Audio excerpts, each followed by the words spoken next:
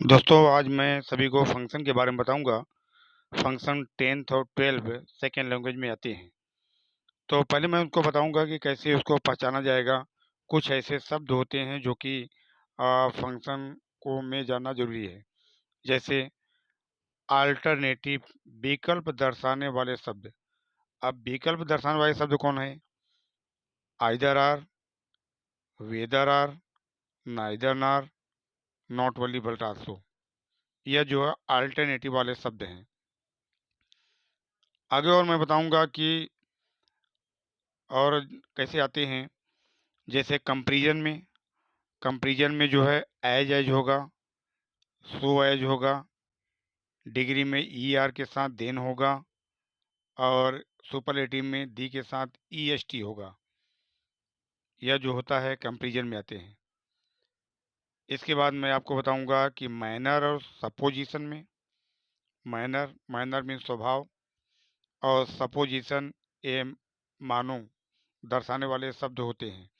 जैसा कि मैनर में और सपोजिशन में एज होता है, एज इफ होता है, एज दो होता है। आगे और टाइम बताने वाले कौन कौन से शब्द हैं?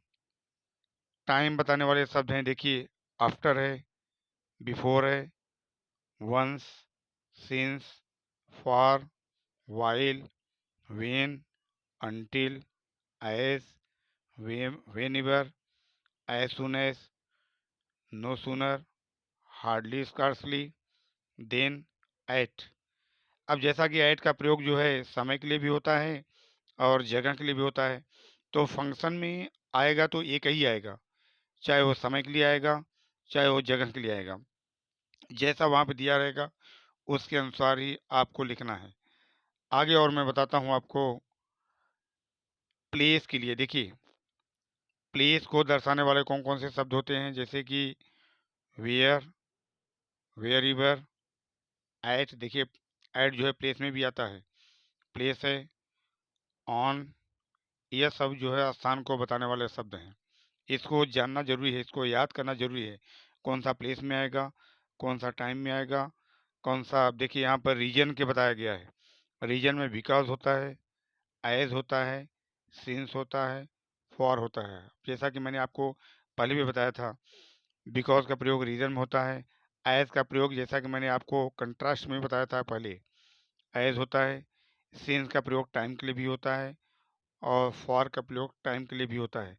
रीजन में भी इसका प्रयोग किया जाता है, लेकिन जैसा वहाँ पर होगा उसके अनुसार आपको फंक्शन में लिखना होगा। आगे और अब मैं आपको बताता हूँ पर्पज। पर्पज में कौन कौन से शब्द होते हैं?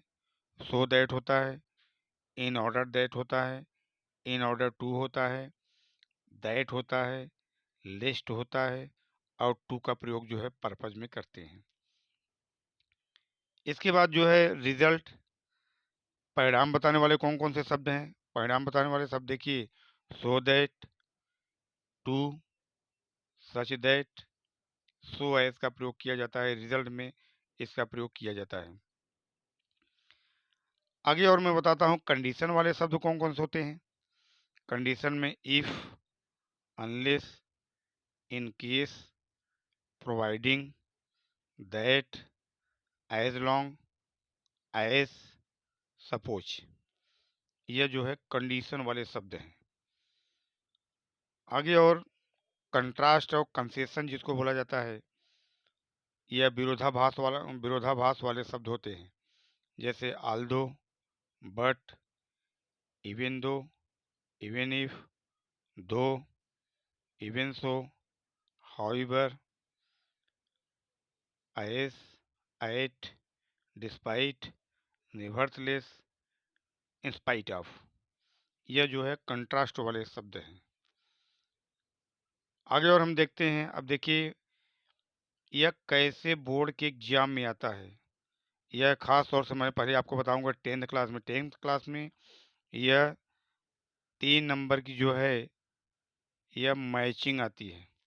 तो मैचिंग आती है तो कैसे आप मैचिंग करेंगे और कैसे आप पहचानेंगे कि यह कौन सा फंक्शन किससे मैच करेगा। अब देखिए, अब जैसा कि मैं आपको यहाँ बता देता हूँ, यहाँ पर कॉलम दिया रहेगा ए और बी कॉलम रहेगा। अब ए के साथ बी से जो है आपको मैच करना होगा। जैसे लिखा हुआ है please don't disturb the servant while he is doing his work. कृपया जो है नौकर को डिस्टर्ब मत करो जब वह काम कर रहा हो। इसके बाद जो है अब यहाँ पर देखिए प्लीज आया हुआ है, तो प्लीज आया हुआ तो देखो इसमें दिया गया है डिस्क्राइबिंग डिस्क्राइबिंग रिक्वेस्ट। देखो डिस्क्राइबिंग कंट्रास्ट, डिस्क्राइबिंग रिक्वेस्ट और डिस्क्राइबिंग यहाँ पर जो है डिस्क्राइबिंग कंपेरिजन दिया हुआ है। तो अब एक स्टा में और दिया गया है डिस्क्राइबिंग रीजन। अभी एक चीज और आपको वहाँ स्टा में दिया रहेगा, तो आपको क्वेश्चन जो है 3 रहेगा, लेकिन उसका जो है मैचिंग 4 दिया रहेगा। 4 में से 3 से आप जो है मैचिंग करेंगे।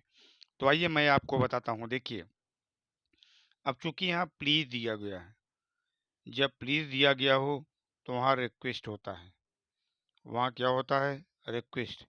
अब इसकी मैचिंग जो है इससे हो जाएगी। आगे लिखा है दो he is poor he is honest, यद्यपि वह गरीब है फिर भी ईमानदार है। अब जैसा कि मैंने आपको बताया था कि दो जिसमें आता है वह कंट्रास्ट माना जाता है, जिसमें दो आवे वह कंट्रास्ट माना जाता है। देखो डिस्क्राइबिंग कंट्रास्ट, ये डिस्क्राइबिंग कंट्रास्ट हो गया। इसके बाद अब आगे देखते हैं I went to factory because. अब देखिए बिकॉज जिसमें आ जाए, अगर जिसमें बिकॉज आ जाए उसमें जो है अब यहाँ पर देखिए रीज़न होता है। जहाँ पर बिकॉज आ जाए वहाँ पर रीज़न होता है। देखिए यह यहाँ पर बिकॉज है, जैसा कि मैंने आपको फंक्शन वाले शब्द बताया था, बिकॉज आ गया तो यह जो है रीज़न से यह मैचिंग किया जाएगा। तो ऐसे भी आप लिख सकते हो फर्स्ट का बी, सेकंड का ए, थर्ड का डी। अब ये जानने की विशेष तरीकाएं हैं। ये तरीकाएं आपको बताया कि कैसे आपको पहचानना है बोर्ड में और कैसे आपको लिखना है। आगे और हम एग्जाम्पल के साथ आपको बताता हूँ। क्योंकि यह स्टाइल केवल 10th क्लास की, मैचिंग की स्टाइल केवल 10th क्लास की आती है। 12 में कैसे आएगा वो मैं आगे बताऊंगा। अब देखिए लिखा है let me climb the tree sir, श्रीमान जी कृपया मुझे पेड़ पर चढ़ने दो। चूँकि लेट वर्ब की फर्स्ट फॉर्म से चालू हुआ है, इसका मतलब यह जो है यहाँ पर रिक्वेस्ट आएगा। रिक्वेस्ट ले वर्ब की फर्स्ट फॉर्म से अगर चालू हो तो वहाँ पर रिक्वेस्ट का प्रयोग किया जाएगा।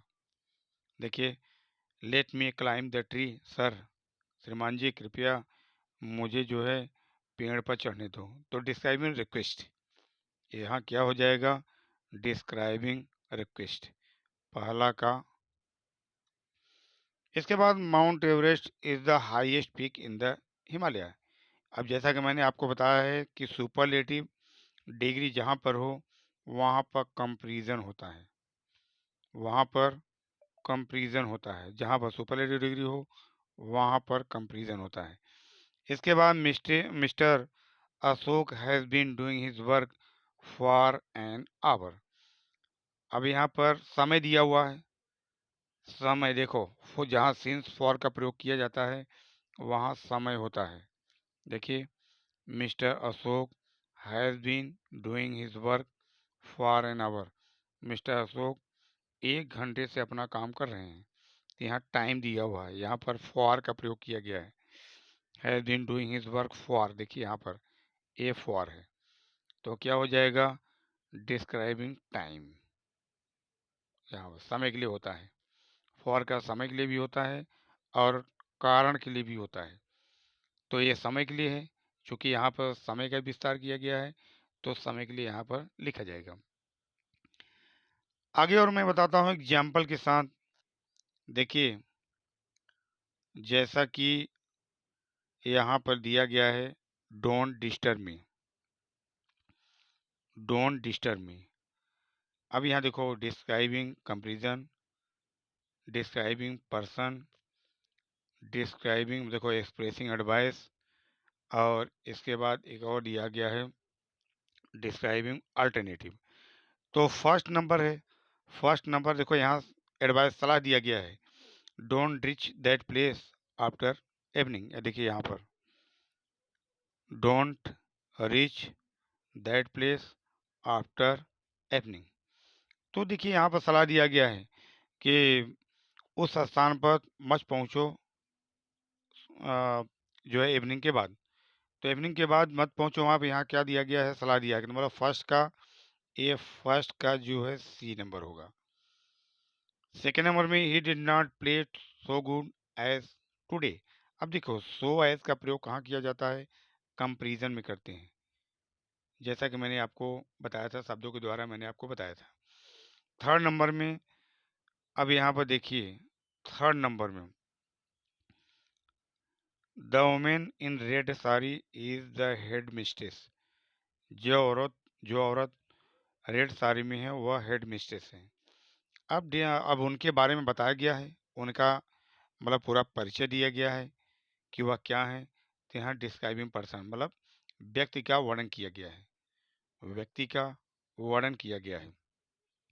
तो इस टाइप से ऐसे भी आप लिख सकते हो, फर्स्ट का सी, सेकंड का ए, थर्ड का बी। इस टाइप से आप लिख सकते हो बोर्ड के एग्जाम में, और ऐसा ही मैचिंग करने के लिए आपको आएगा। सेकेंड नंबर आने का तरीका कैसा होता है बोर्ड के एग्जाम में, 10th और 12 में। देखिए यहाँ पर यह जो है तरीका 10th में भी आता है और 12 में भी आता है। सेकेंड लैंग्वेज के जो विद्यार्थी हैं उसमें देखिए, choose and write the appropriate response focusing to function to complete the conversation. Conversation को पूरा करने के लिए जो सही रिस्पॉन्स है उसको आप चुनिए। अब देखिए, जैसा कि मैं आपको बताया था, अब यहाँ पर दिया रहेगा मोहित। मोहित ने देखो, दो लोगों से कन्वर्सेशन है, मोहित और राहुल से। मोहित ने कहा I love watching sports on television. Television पर मैं स्पोर्ट्स देखना पसंद करता हूँ। तो अब राहुल उसका उत्तर देगा तो कैसे देगा, डिस्क्राइबिंग कंट्रास्ट में देगा। अब जैसा कि मैंने आपको बोला है, कंट्रास्ट में जो है बट, एट, दो, Aldous, even if, even though, ये सब का प्रयोग करते हैं कंट्रास्ट में। तो इसमें देखिए कंट्रास्ट वाले जो ऑप्शन होंगे उसको जो है आप लिखेंगे। तो कंट्रास्ट वाले में देखिए यहाँ पर कंट्रास्ट बट लिखा हुआ है यहाँ पर, तो यही ऑप्शन होगा, बट लिखा हुआ है। तो जैसा कि बट, एट, आल्दो, दो, ये सब जो है कि क्या होते हैं, कंट्रास्ट वाले शब्द होते हैं। तो इसका आंसर जो है सी हुआ। आगे और हम बताता हूँ कि देखिए स्टाइल 10th और 12 दोनों में आती है, 10th और 12 दोनों में आती है। कमल और मनोज से यहाँ बातचीत हुई है। तो कमल ने कहा do you know Bhagat Singh, क्या आप भगत सिंह को जानते हो। तो मनोज ने उत्तर दिया, तो उत्तर कैसे देगा, डिस्क्राइबिंग पर्सन, उस व्यक्ति का वर्णन करते हुए देगा। तो उस व्यक्ति का वर्णन करते हुए कैसे देगा, he was an Indian soldier, socialist, revolutionary of Punjab. Second में बी में, why do you want to know about him, was he a sportsman, I think he was a politician. अब देखो ये सब में कुछ भी नहीं थे, वह एक सोशलिस्ट थे और एक क्रांतिकारी पंजाब के थे। तो इसका आंसर कौन से हुआ, ए हुआ। आगे और हम बताते हैं, जैसे कि रीना और सीमा से यहाँ बातचीत हो रही है। तो रीना ने बोली वाई आर यू लेट सीमा, सीमा आज लेट क्यों हो। तो यहाँ सीमा जो है उत्तर दे रही है रीजन में, वह जो है कारण बताएगी। और जैसा कि मैंने आपको बताया था, कारण में बिकॉज का प्रयोग करते हैं, कारण में क्या करते हैं, बिकॉज का प्रयोग करते हैं। तो कौन सा इसमें ऑप्शन होगा, इसमें बिकॉज केवल इसी में दिया हुआ है, बाकी और किसी में बिकॉज नहीं दिया हुआ है, इसलिए सी जो है यह राइट होगा। आगे और हम बताते हैं, अब देखो यह भी 12 में आते हैं, यह स्टाइल जो है 12 में आता है। देखिए 12 में आने का स्टाइल, यह भी 12 का स्टाइल है, और यह भी स्टाइल जो है 10th और 12 में दोनों में आती है। यह स्टाइल 12th और 12th में दोनों में। और नीचे की जो स्टाइल है यह केवल जो है 12 में आती है। तो कैसे आती है देखिए आप, जैसे select the most appropriate language function from the bracket and write them against the given sentence. अब ब्रैकेट में जो है फंक्शन दिए गए हैं और जो शब्द नीचे लिखे हुए, जो वाक्य नीचे लिखे गए हों, उनके सामने जो है फंक्शन को लिखना है। तो कैसे लिखना है देखिए, ब्रैकेट में दिया गया है। ब्रैकेट में यहाँ पर ब्रैकेट है, क्या क्या लिखा है, expressing advice, expressing habitual action in the past, talking about people in relation to something। अब देखिए, अब कैसे आपको पहचानना है, कैसे लिखना है, वो मैं आपको बता देता हूँ। अब देखिए यहाँ पर we use to play outdoor games instead of playing with mobile phone. देखो, यूज टू का प्रयोग जो है हमेशा हैबिचुअल एक्शन में किया जाता है, ध्यान दीजिएगा। यूज टू का प्रयोग हमेशा हैबिचुअल एक्शन में किया जाता है। तो यहाँ यूज टू है, इसलिए क्या हो जाएगा, एक्सप्रेसिंग हैबिचुअल एक्शन। देखिए उसके सामने जस्ट वाक्य के सामने ही लिखा जाएगा, ये पूरा वाक्य लिखा जाएगा, उसके बाद उसके सामने इसको भी लिखा जाएगा। इसके बाद दूसरा नंबर आता है, the child wanted to buy the same toy as was displayed in the shop. अब यहाँ पे देखने का है कि talking about people in relation to something. अब देखिए, किसी के रिलेशन से संबंधित चीज़ें बताई गई है, तो वहाँ पर यह होगा talking about people in relation to something, जैसा कि यहाँ पर ब्रैकेट में दिया गया है। आगे हम बताते हैं सलाह जो दिया गया है। देखिए सलाह में, one should follow the following traffic rules strictly. कोई किसी को भी ट्रैफिक रूल का स्ट्रिक्ट रूप से फॉलो करना चाहिए। अब एक्सप्रेसिंग एडवाइस, अब यहाँ क्या है, देखो यहाँ पर सलाह दिया गया है, तो एक्सप्रेसिंग एडवाइस होगा। देखिए खास तौर से आपको ध्यान में देना है, वाक्य के सामने ही आपको लिखना है। आइए और एग्जाम्पल में आपको बता देता हूँ, जैसे ब्रैकेट में क्या दिया गया है, expressing suggestion, door is not important, expressing condition, comparing. अब ये दो तो दिया गया है, अब इसके आगे जो है आपको देखना पड़ेगा कि कौन से आगे आपको लिखना होगा। जैसे balloons are being sold at the corner of the shopping centre. अब देखिए, डोर इज नॉट इम्पोर्टेंट, ये इसका ही आंसर होगा। अब इसके बाद जो है देखिए, स्टडी हार्ड और यू विल फेल। कठिन परिश्रम करो, कठिन अध्ययन करो, अन्यथा फेल हो जाओगे। तो यहाँ पर क्या देखिए, और का प्रयोग किया गया है, तो यहाँ एक्सप्रेशन कंडीशन बता रहा है, यहाँ कंडीशन बता रहा है कि आप तो अध्ययन करो, नहीं तो क्या हो जाओगे, फेल हो जाओगे। तो यहाँ पर कंडीशन दिया गया है। इसके बाद देखिए, Harish is taller than Rakesh. Harish जो है राकेश की अपेक्षा लंबा है। अब देखो यहाँ पर कंपेयरिंग है, ये जो है कंपेयरिंग है, जैसा कि ब्रैकेट में लिखा गया है, यहाँ तुलना की गई है।